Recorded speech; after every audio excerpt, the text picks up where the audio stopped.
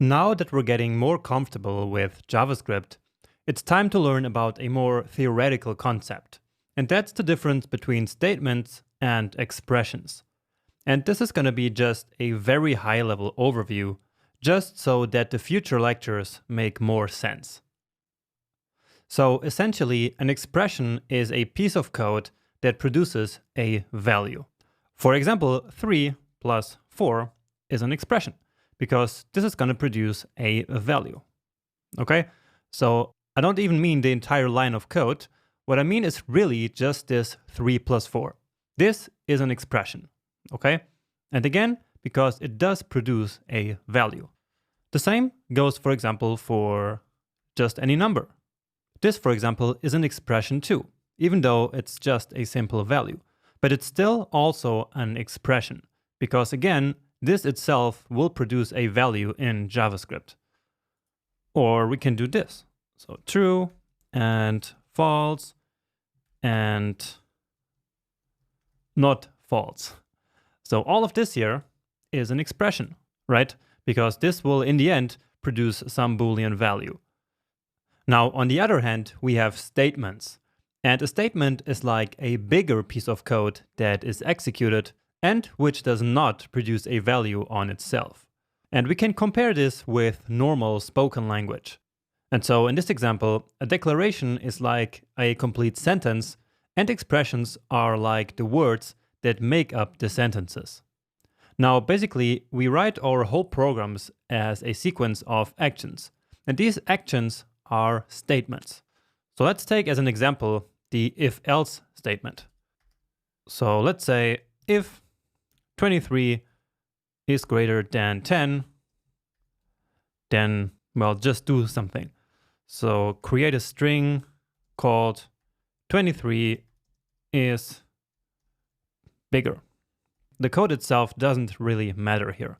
So this if-else statement is in fact a statement. And so that's the reason why I have called it the if-else statement all the time. And the same is true for the switch statement. So this statement here doesn't really produce a value, does it? All it does is, in this case, it simply declares this variable called str. But that's it. It performs some actions, in this case declaring this variable, but it doesn't produce a value. And so in that, it's different from, for example, having this here. Okay? Now the string itself, again, is an expression. So this is probably a bit confusing, but that's not a problem, okay? My goal here is not that you understand the exact rules of what an expression is and what a statement is, because in fact, it's all a bit fuzzy. So my main goal with this lecture is really that you know that statements and expressions exist, and that expressions produce values, and that statements are like full sentences that translate our actions. So the actions that we want the program to perform, okay? So really, that's all you need to know and all you need to basically memorize from this video. We don't need to go into all the details. So there's no need to start asking a bunch of questions about this in the Q&A section, all right? So this will all make even more sense as we move on. So I said that this string here is itself an expression, and then this whole line of code is a statement, because this again does not produce a value. And so basically, whenever something ends with a semicolon, that's then a statement. It's like a complete sentence, okay? Now this difference between expressions and statements is important to know because JavaScript expects statements and expressions in different places. For example, in a template literal, we can only insert expressions, but not statements. So let me just very quickly demonstrate that to you. So we can say, I'm, and then our placeholder here, basically. And so in here, we need to put an expression. So something that produces a value, which can then be put into the string that we're building here using the template literal.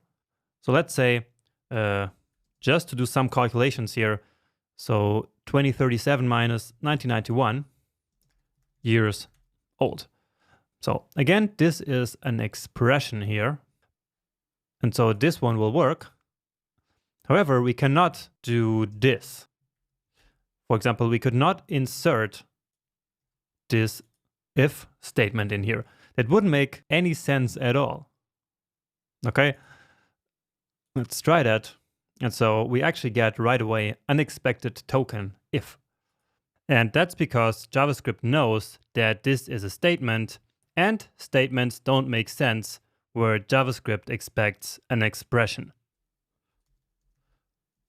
Now, if we had a variable, for example, then if we used that here, then this would actually also be an expression, because this variable will essentially just be replaced with this string. And so this produces a value, and so of course, this is completely acceptable. Okay, and that's actually all I had to show you in this video. Again, my goal was really just to make sure that you kind of understand the difference between expressions and declarations, so that moving forward, we are really both on the same page here.